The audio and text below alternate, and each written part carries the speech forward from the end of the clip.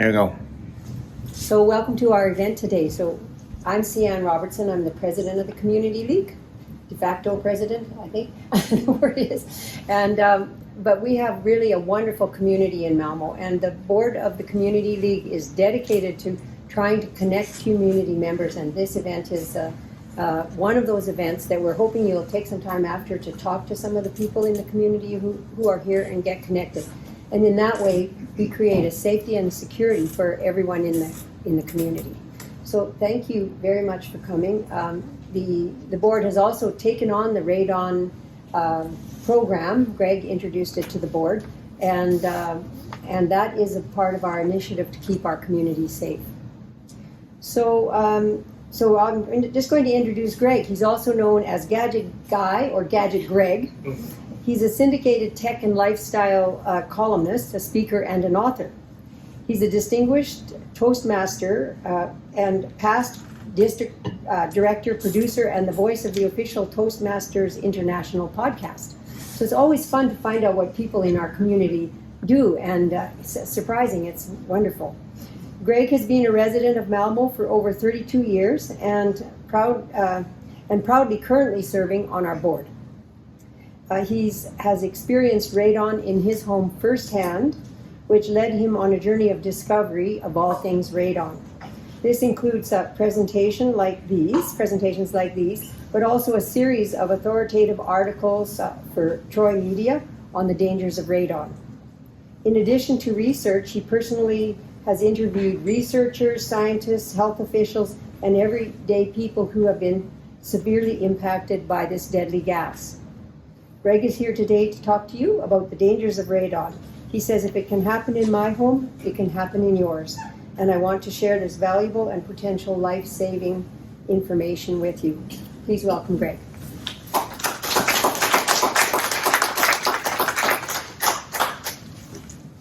Thank you very much, Sian, and again, welcome everyone.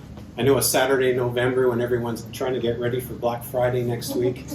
I know it must be tough. Plus, we know that there's a Christmas craft sale going on at the church. So again, I introduced. Hang on a second. Just lost my train of thought for a second. Sian has introduced me, so thank you very much for that. And before we begin, I'm just curious. If I asked you what danger might be lurking in your home that was silent and invisible, what would you say it is? Carbon monoxide. Exactly, carbon monoxide. We all have our detectors. Some of us have them. Some of us forget to change the batteries. But radon is lesser known. And the reason it's one of the reasons it's lesser known is because some of the media folks think it's not as sexy because it can't kill you like carbon monoxide can. Radon is something that will affect you over time. And because it's not immediate, sometimes it's like, oh, well, I heard about it, but it's not really that important. But the reality is that radon is the #1 cause of lung cancer amongst non-smokers. #1 and second overall with lung cancer. And that's just absolutely amazing. And it's scary because about 8 people a day die from it. And here's another alarming statistic. If you take the number of deaths from radon in a year, if you add the amount of deaths from drunk drivers, carbon monoxide poisoning, and house fires, it's actually less than the amount from radon. And since 2001, 126,000 people have died from radon-induced lung cancer. So let's talk about we're going to talk a little bit about what is radon. And the thing about radon is that it's naturally occurring. It's something that happens everywhere. As uranium decays, it breaks up in the soil and it breaks up in the rocks, and it causes radon gas. And of course, because Canada is mineral rich, that's also one of the reasons why we see a lot more radon here.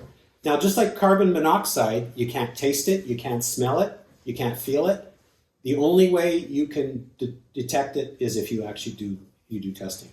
And it pretty much gets into your homes through a number of cracks. Every home has some level of radon. It's just a question of how much. And any home, even homes next to each other, can have various levels. And it could be dense enough to actually cause some damage. And the timing is also good because this is now, November is National Radon Month. And as Sian alluded to, I learned the hard way, and it was by accident, and I will share that story in a little while, because my levels were twice the recommended limits as to what needs to be done. So we talked a little bit about radon, what radon is. Now the interesting thing about radon is that outside it's fine because it disperses into the air. It's like carbon monoxide, right? The cars are all ejecting carbon monoxide. It's okay outside, but of course if it's in an enclosed garage, then it becomes a lot more dangerous. So this is how the radon gets in. It can seep in through well water, through sump pumps, fittings, windows, cracks. The most common is really cracks in your basement foundation and any cracks around the perimeter where there's soil.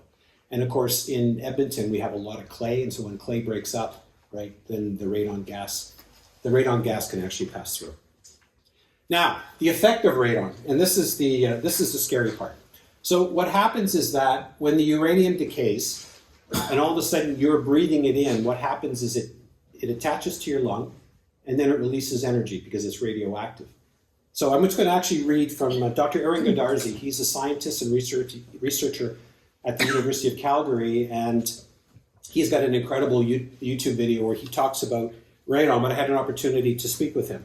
And how he described it was particle radiation from radon, it hits the cells of our lungs, deposits its energy there, and then it reacts with the DNA and essentially breaks up the cell. And it's when the body is actually trying to fight it, try to heal it, then that's when it can cause genetic mutations that can cause lung cancer. So it's actually a process, and it's something that happens over time, unlike carbon monoxide, which is actually quite immediate. Typically, it could take 5 to 25 years for it to develop. So that's why cause and effect has not always been obvious to many people, and also one of the reasons why you don't hear about it as much in the media, although the last couple of years we're starting to see a huge increase in that. So I want to go through some of the myths and misconceptions, because that's also one of the reasons why people either they don't take action. Because I know I'm one of those people. I heard about radon and I thought, well, that really doesn't involve me. It's not really something that it's nothing that's going to affect me. So I kind of ignore it. So that's the first one. It says if it's dangerous, and then also put your hands up if you think it's something that you may have heard or something that you think, and don't be shy. We're all friends here. If it were dangerous, I would have heard about it. Yeah, exactly. It should be everywhere. It should be in the news. Well, I interviewed Kelly Bush from Health Canada, and she's a wealth of information. She said people may have heard about radon, but they choose not to remember because it's invisible, it's intangible, and it doesn't really target a specific group. Meaning, it has nothing to do with me. Also, it's not immediate. That's the other thing that was a big reason for people thinking it's a myth or misconception.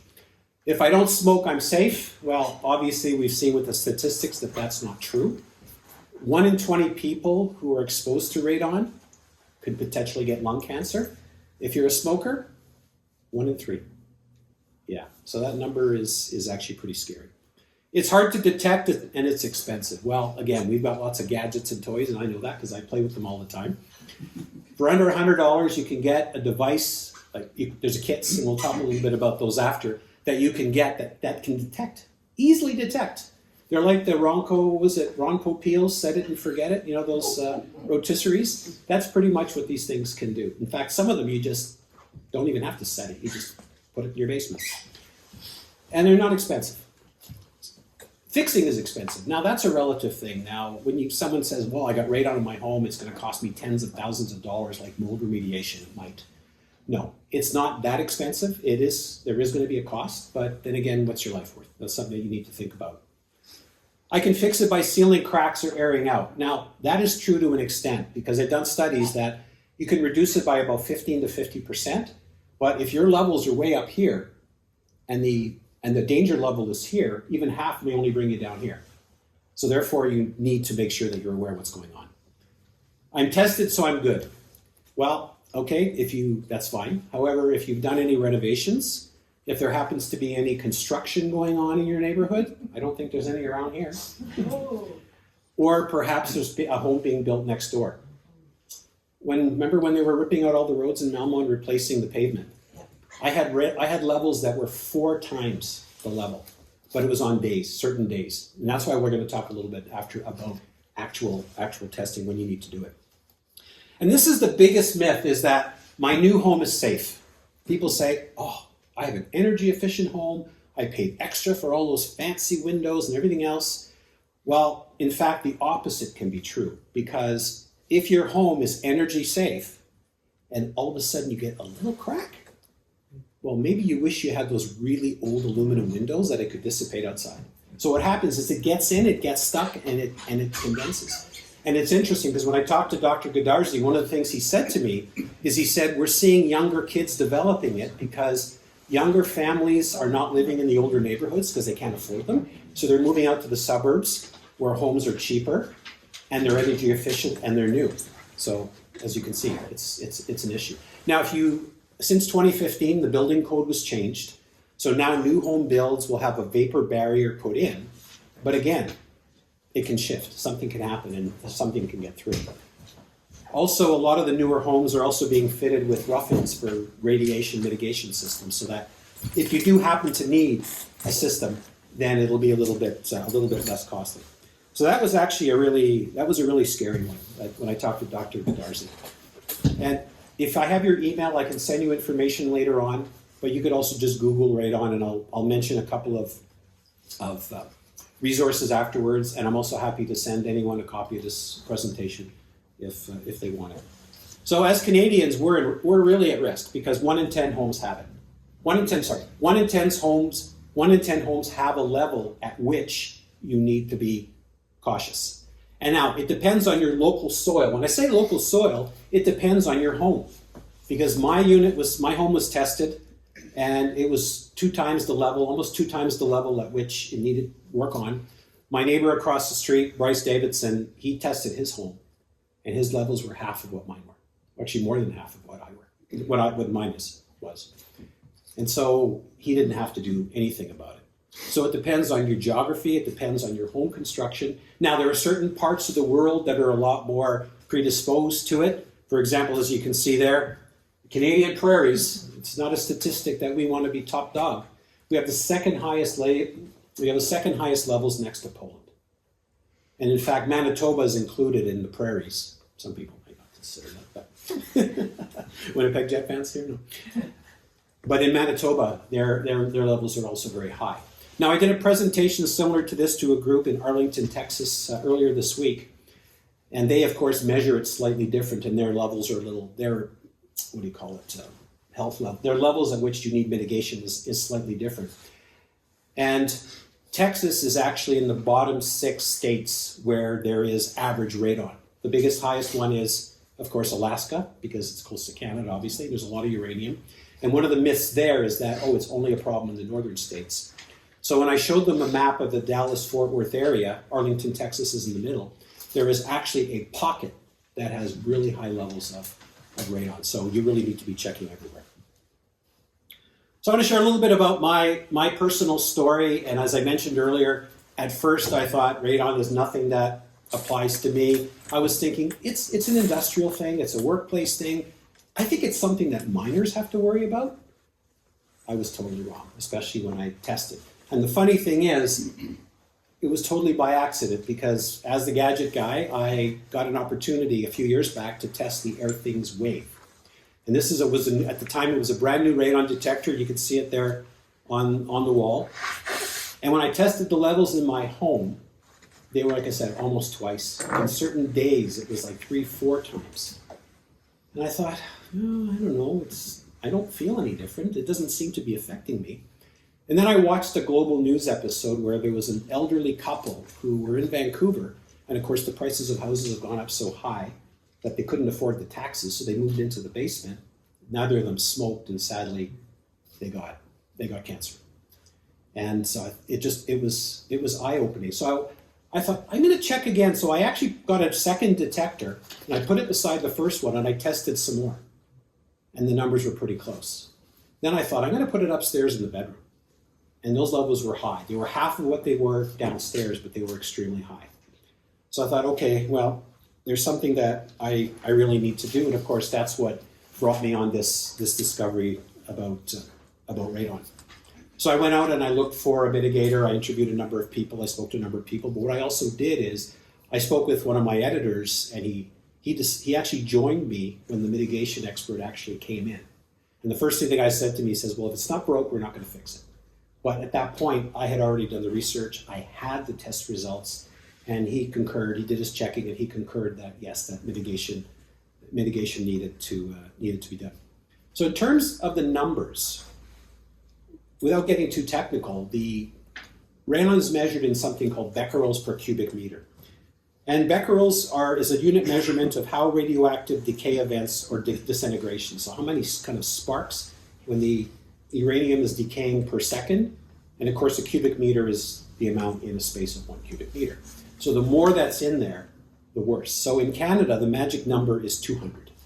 So if you're testing your radon and it's below 200, well, you got to just keep an eye on it. If it's between 200 and 600, then what you need to do is Health Canada recommends that you mitigate in 1 to 2 years. If it's over 600, within 1 year. And of course, at the bottom, if you can read that, I spoke with Kelly Bush. She said there's really no safe level of radon.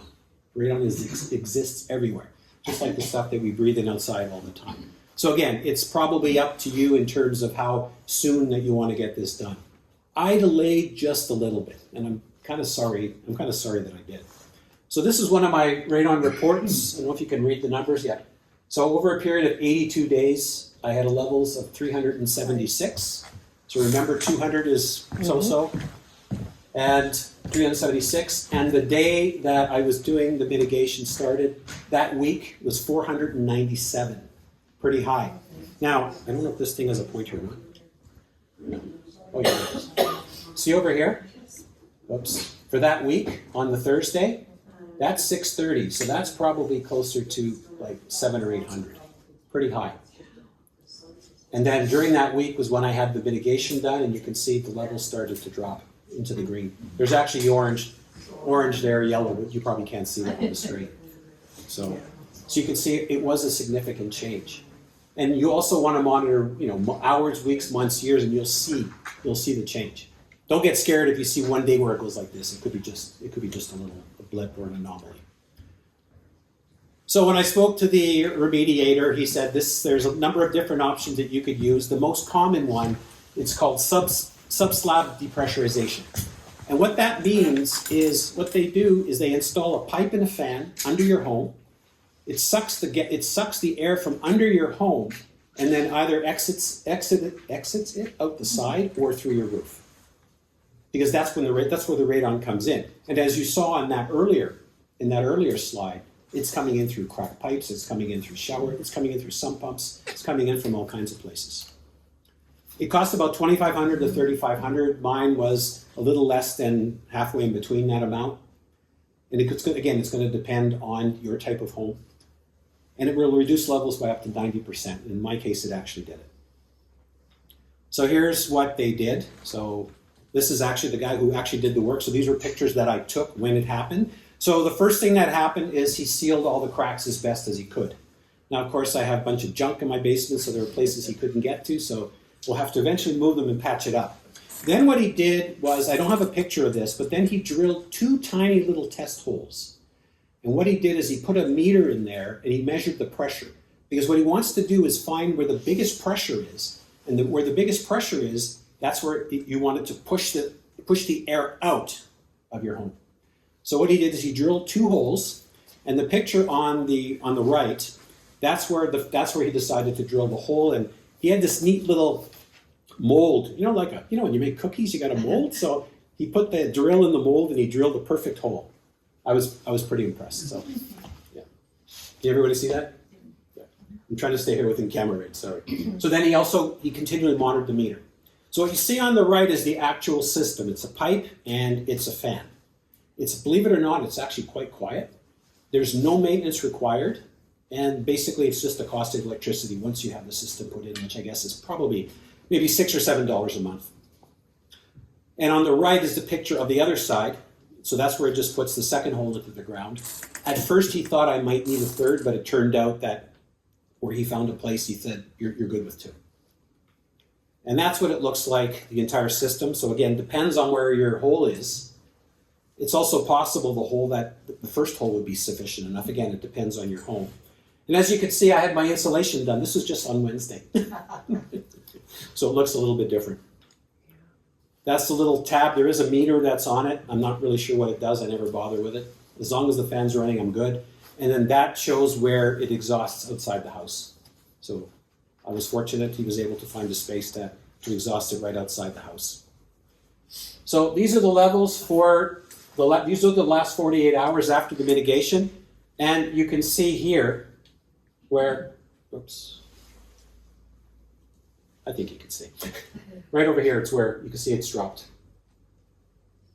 And then following it, look at the numbers. Look how they changed.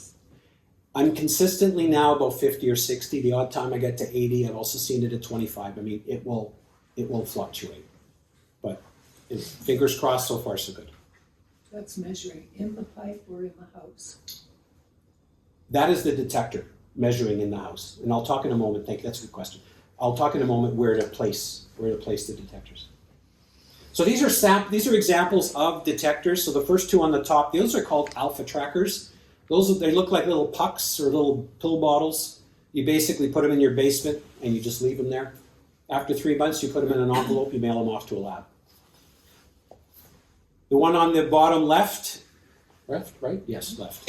That is the Airthings Corentium Home, and that is the unit that Chris will talk about because that's the unit that we have available for the Malmo loan program for the radon detectors. And it's handheld, you can just sit it down. It's one of those very easy to set. It's 1 or 2 buttons you push. It will have the short-term and the long-term averages on it. And then the one on the right is called the Airthings View Plus, and that one is sort of your Cadillac with all your bells and whistles. And on the top screen is just an example of, that one is app-enabled. You can connect it, you can get all kinds of reports from it. So in terms of your testing options, is the ones I just showed you, the Alpha Tracking Kit, fairly inexpensive. You want to do it for a minimum of 90 days. You can buy them anywhere. You can buy them at Home Depot. You can buy them also from the lung associations because they actually get a few dollars if you do buy it from them. What you want to look at is where it's being sent. Some of the big box stores, the labs are in the US and it might take forever to come back. They may even charge you duties and taxes or fentanyl tax maybe, I don't know. Haven't gotten that far yet. But if you purchase it from the Saskatchewan Lung Association, they actually do go directly. There's actually a lab in Saskatoon. So if you are deciding to go with that, see where it's actually being sent and also find out if the lab fees are included. And in most cases, if you're only paying 10, 20 bucks for it, probably not. If it's a little more, then it's probably okay. The Corentium Home was the one, again, that's the one that Chris will be talking about. You get your results in 6 to 24 hours, and the longer you have it, you want to have an average, the more accurate the reading is going to be. So don't be scared if you get a really high number, but also don't be fooled if you get a really low number on the first couple of days. It's about $179, that's what it sells for. Now's a great time because last year's Black Friday price, it went down to like $126, I remember seeing it. What was that? And the nice thing about it is it's reusable. It runs on, I think, AA or AAA batteries, and it should last about a year or two. The fancier one that has the radon sensors, the carbon dioxide sensors, the volatile organic compounds, the off-gassing from all the stuff that we buy, humidity, particulate matter, that one is, of course, a lot more expensive. It's $379. I've seen it as low as $249. Airthings, I really love their products, and I'm not, like I said, I don't sell them or anything. But they have a bunch of different types of products of all different shapes and sizes. And then, of course, there's professional testing. Now, the number on professional testing, I can't give you that number because it changes. It also depends on what it is. And different remediators or mitigators will test in a different way. But they're also not going to do a short-term test, or they're going to do a short-term test. Some will actually just put a puck, one of those pucks in your place, and in 3 months they'll come and collect it. But they also might do an inspection of your home to see what shape your condition of things are in. So where to test? Thank you, Peggy, for that. Where to test is, so you want to put the detector at the lowest level where somebody is living. So in theory, if you never use your basement, you can test it upstairs. Personally, I'd want to test it at the lowest level. I want to see really what's going on. You want to see what's going on down there. You want to try to keep it off the floor, probably about 1.5 feet. You want to keep it maybe 1 foot from the wall, except sometimes if you notice that first one that I showed you, it was a wall mount. So I think that one operates a little bit differently. But the whole idea is that you want to keep it free and clear of anything that's going to interfere with the natural flow of the air, right? Don't put it near your humidifier, don't put it near your furnace, don't put it in the kitchen, don't put it in your bathroom, don't put it in your closet. You might say, well, it's inconvenient, I got too much stuff in the house. If you really want to get a good solid test, the best thing to do is put it somewhere where it's not going to bother anybody.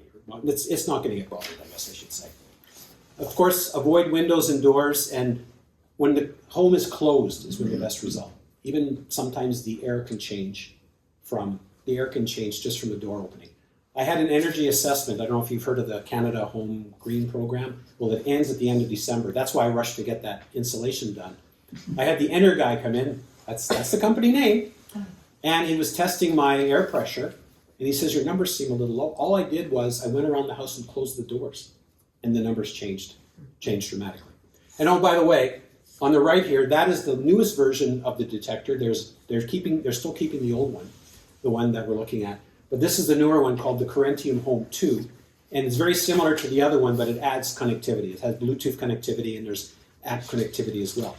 Of course, because you get that, the price went from $179 to $249. But Airthings is still selling both of those. So when to test, I think I may have alluded a little bit to that. It's typically November to March, because that's really most of the time when our homes are closed, right?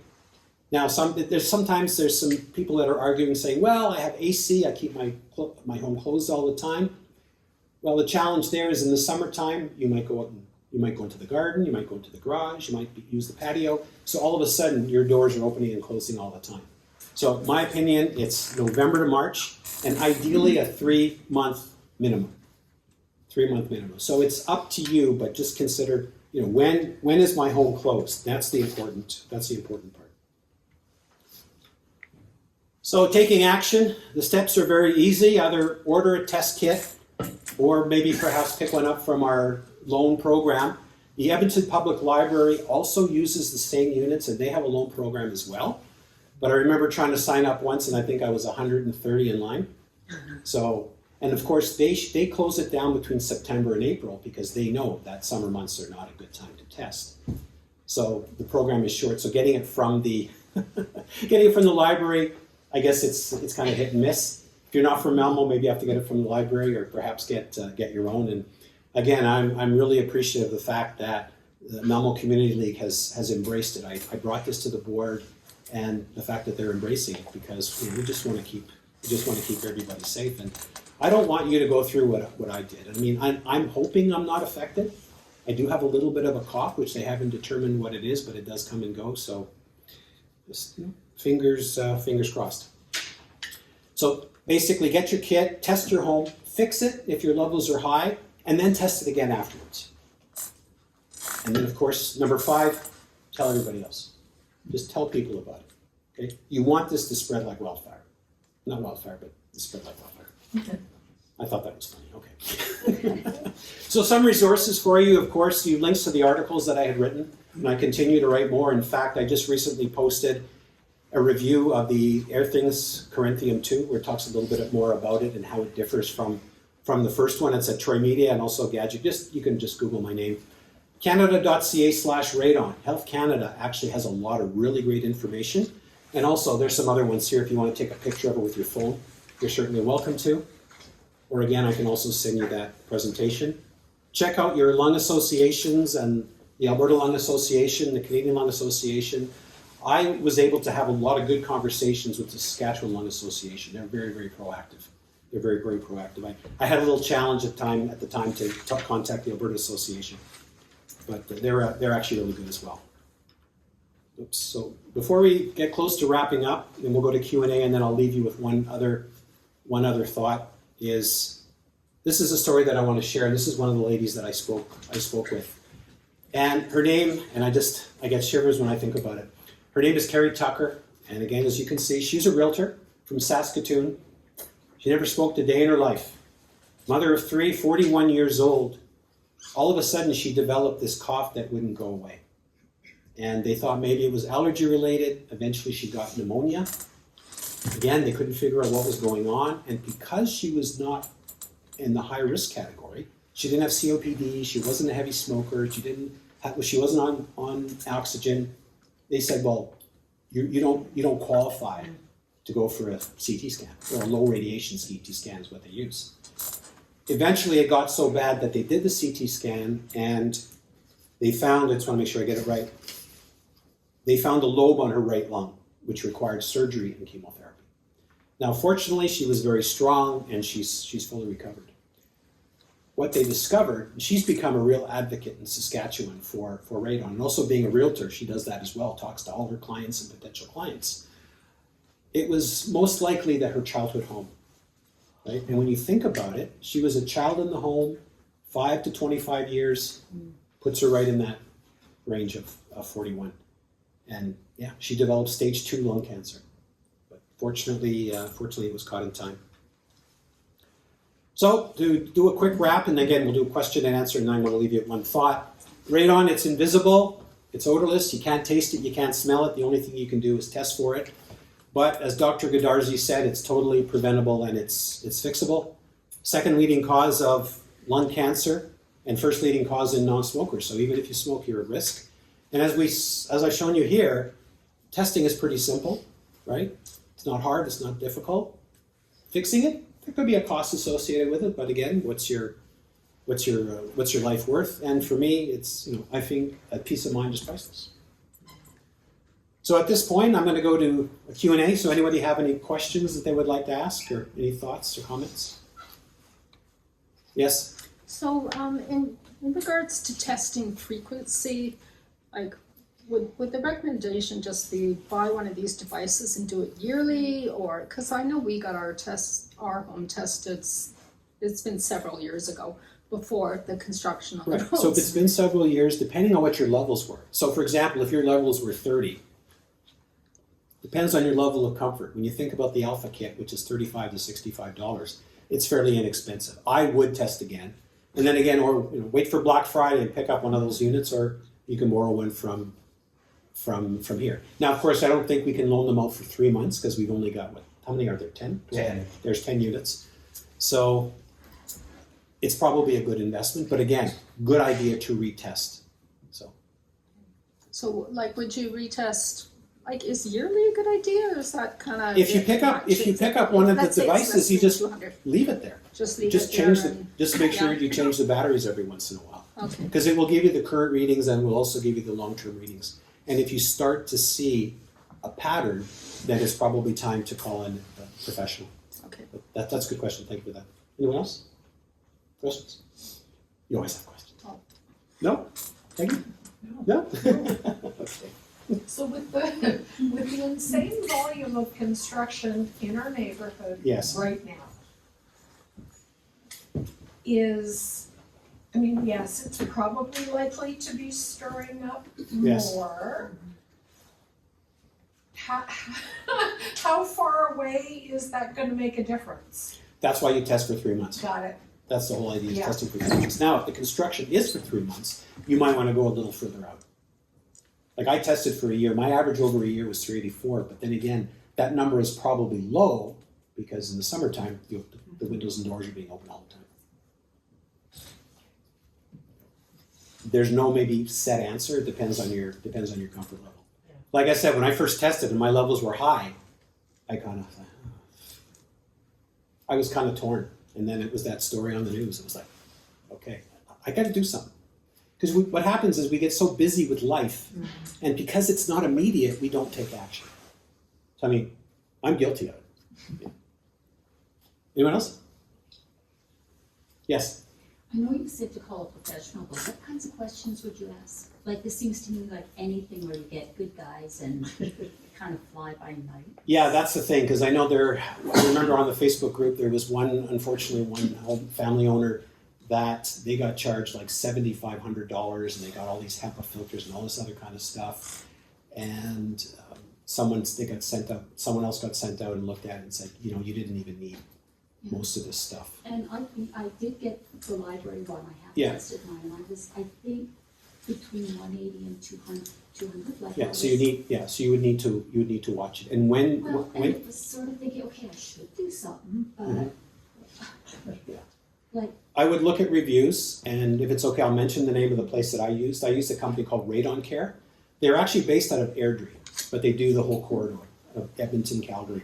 And when I reached out to a couple of places. I spoke to a few people. Some never bothered calling me back. But when I talked to this company, the owner was a wealth of knowledge. And in fact, he was the one that helped put me in touch with a couple of the scientists. So he actually shares his data with the client's permission with the University of Calgary for the researchers of their study. And he also connected me with the people at Health Canada as well. So he sat me down, he educated me in terms of what I needed to know. And the biggest thing for me is that if you don't need it, we're not going to sell you something that you don't need. He spent the time. In fact, I think he was at the house for 2 hours. And I was thinking to myself, how can you afford all that much time? Very, very responsive. The other thing I maybe forgot to mention that it takes a day. It's basically 8 hours. He came in at 7 hours and 57 minutes, so it was pretty close.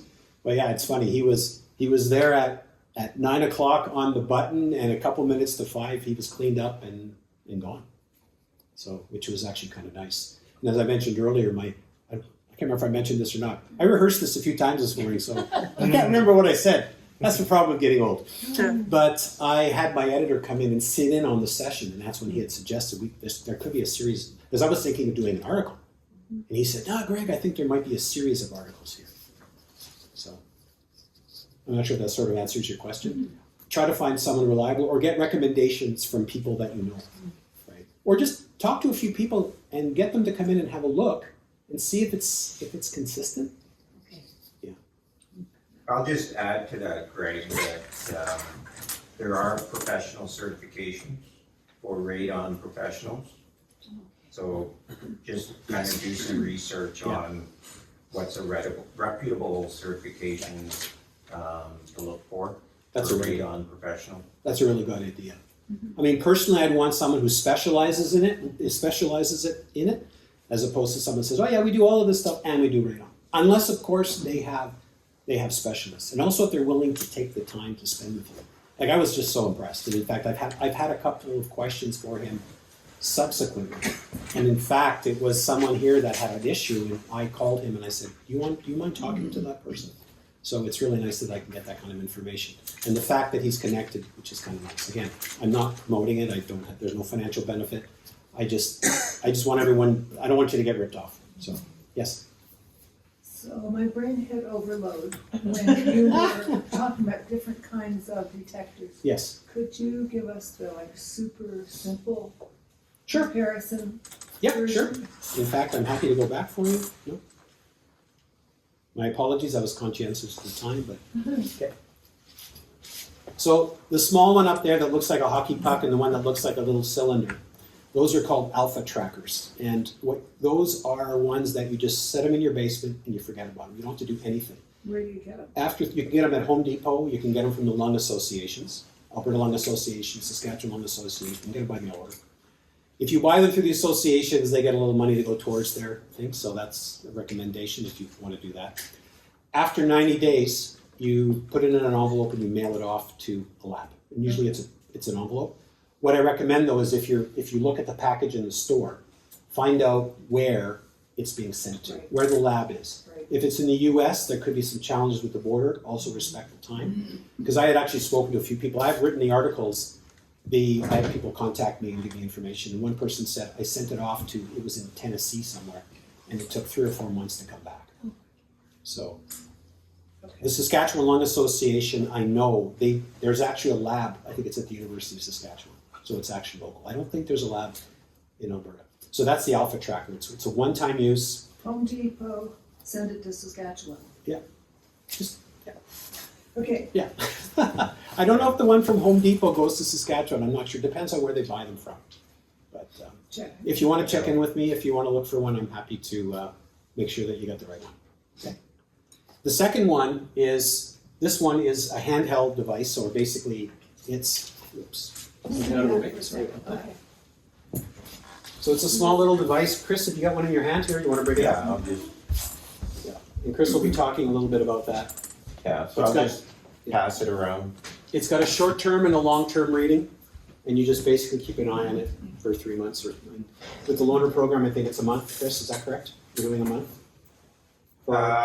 Yeah, like, it does up to a year, actually. Right, but in And terms of our that's loaner the- program, we've only got 10, right? So Yeah, well, we're doing, the library does 3 weeks, so we're gonna model that. okay, so 3 Yeah. weeks. It'll give you an idea, it'll give you an indication.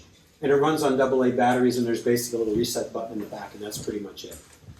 And the other ones are a lot Where more do you put that fancy. one? You put that one in the lower level of where? All of them you put in the lower level. Where people live for more. or- Yeah, that's where it's going to detect it the best.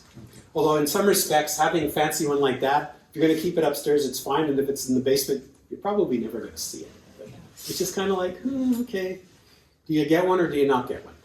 The one that you saw previously, the one that has no, it just has a little glowing light. It glows green, red, or yellow, or green, red, or orange.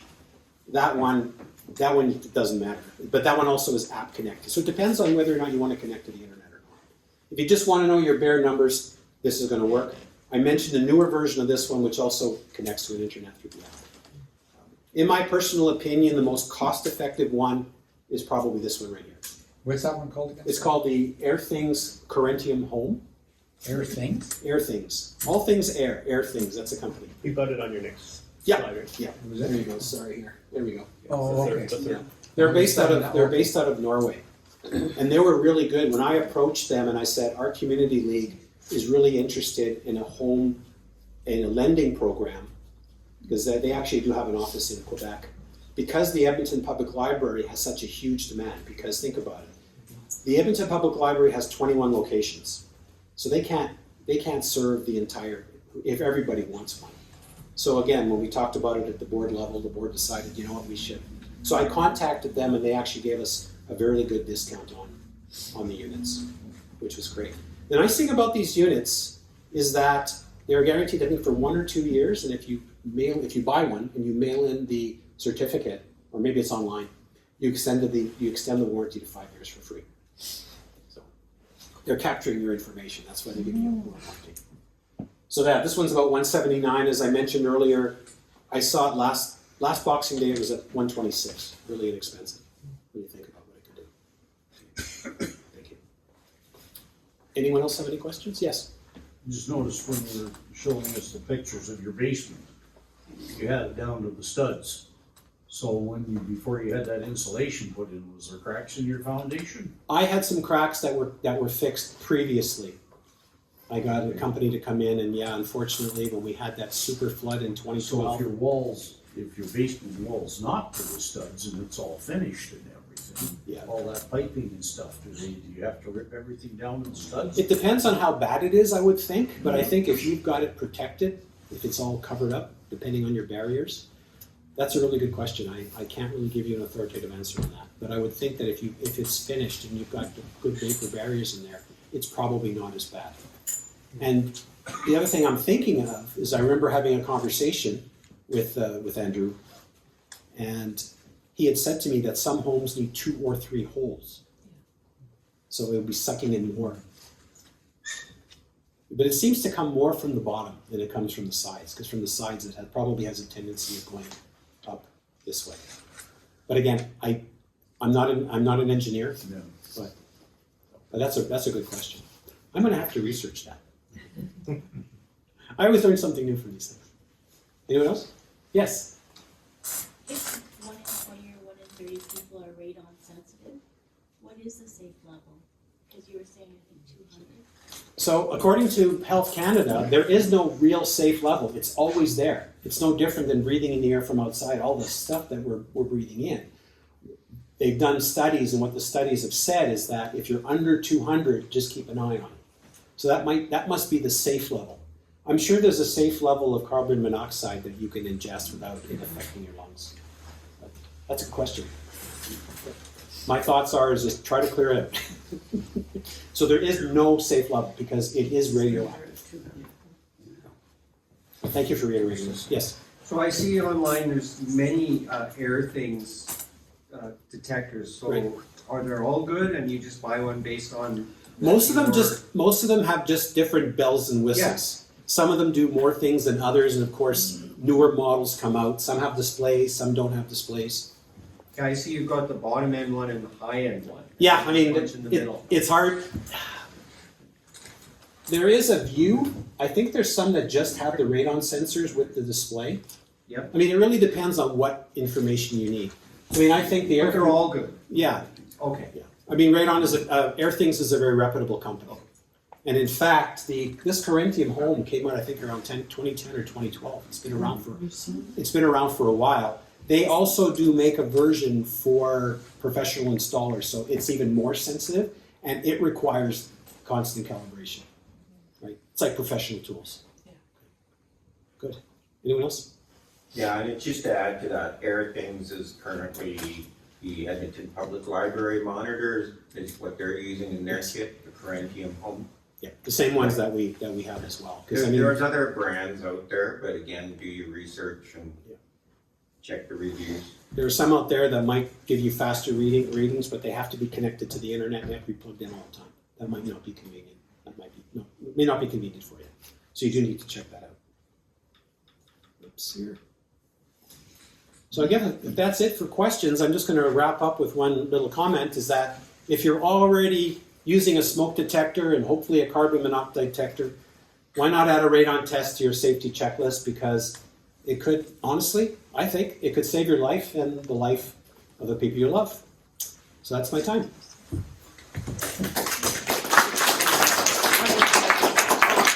And now I'm gonna bring up our facilities director, Chris. He's a professional engineer. He's done a lot of stuff in this building, and we're grateful that he's taken on the management of the radon program so that we can have radon detectors made available for our members. Chris, it's all yours. Okay, you want to just back it up to your meter slide there? I think that'll just help people see. This one? Yeah, Okay. yeah. So I'll just introduce our loaner program from the Malmo Community League. It's currently this Corinthium Airthings device that you would be getting to put in your home. And the period of operation, or the loan period, will be 3 weeks. The idea is to put the device in for at least a couple weeks to get that long-term average, to see if you're running 200, where you're running relative to that 200 critical point where you want to decide if you want to do something or not. So as part of the loaner program, we have an agreement that's required to make sure the units come back to us in good condition, and they do come back. We ask for a $150 deposit. There's a $20 administration fee, and we have 10 kits available for 10 monitors. And just reach out to, I guess we'll just say info@malmoplains.com is the email. My phone number is 780-887-1637. So that's 780-887-1637. You need to have it listed somewhere, Chris. You can also go to the website and Yeah, Chris's contact we'll post it information is on their there. website. Okay. Yeah, and then as part of those who signed up with Eventbrite, I'm sure we can send out to that email list a copy of the presentation as well as the loaner program details. But definitely go to our website. We'll also be posting on the Facebook for Malmo. So different avenues to get the information. Other than that, are there any questions at this point? Yes. How do we get involved if we wanted to, if we wanted to do it today? Can we sign up for the loaner program today? Yeah, we have the 10 meters available today. Okay. So we can discuss it after the meeting. Yeah, get an agreement done, and like I said, we do a deposit with the understanding there'll be a $20 fee at the end of it all. If there's more than 10, you're going to have to draw straws, I guess. Yeah, it's going to be a first come, first served basis. You'll find out within a week or two where your levels are at, but if you're doing various locations, you may want to take full advantage of the 3-week period.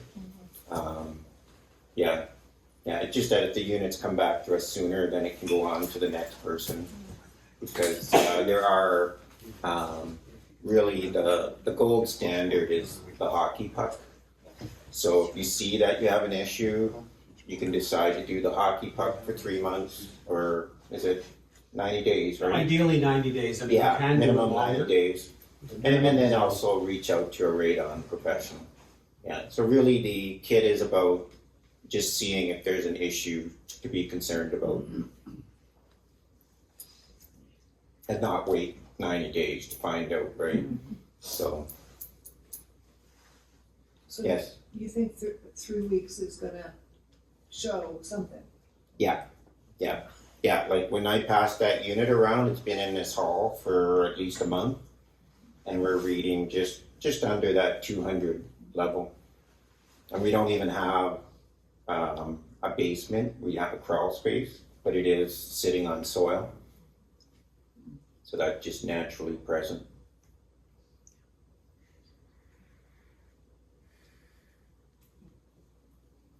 Any other questions? No? Thanks for coming. If you have any questions, like I said, just go to the website and We can stick around for a little while to chat with you, and I think that Sienna's gonna be bringing out a few snacks there. Sorry, I have one question. yeah, So you said the puck is the gold standard, yeah. yet this Corinthian one is the Is most that- effective, you said? Where did you? Well, the reason it's the gold Cost-effective? standard is because it specifically does one thing. What it does is it basically gathers data, and then a full analysis is done at the lab. Okay. So you're getting that deep dive Okay. as opposed to the readings that are coming from Okay, the, so from the that's hardware. And you can get that at Home Depot, you said, right? Usually any place, just look, it's called an alpha tracker. Alpha Train. Okay. Yeah. Thank you. And if you want to help the lung associations, get it from them, because they probably get a few bucks from it. It's always helpful for them, because they're always looking for money. But that's also a one-time use thing. 'Cause I know people that have done the hockey puck, but they also got a meter so that they can have one. And then they can also share with their families as well. Yeah. So I assume these are easy to reset, like if I get from somebody else, I reset it to 0 and sort of start on my home and Yes. so on? Yeah, Absolutely. yeah. So basically you take the batteries out, Oh, okay. which I would do. Yeah. I'd get the unit back, check it, make sure there's no calibration issues, that kind of thing, and then send it back out with fresh batteries. So the admin fee is to also offset the cost, because when we take a deposit, we actually still get charged that 2, 3, 4% when we get it back. Plus, of course, we're gonna have to be replacing batteries as well, so we're trying to see if we can recoup the cost, and it's gonna be possible that something will happen to one of them. Which we'll have to do. Good. There's snacks over there, again, thank you so much for coming. Yeah.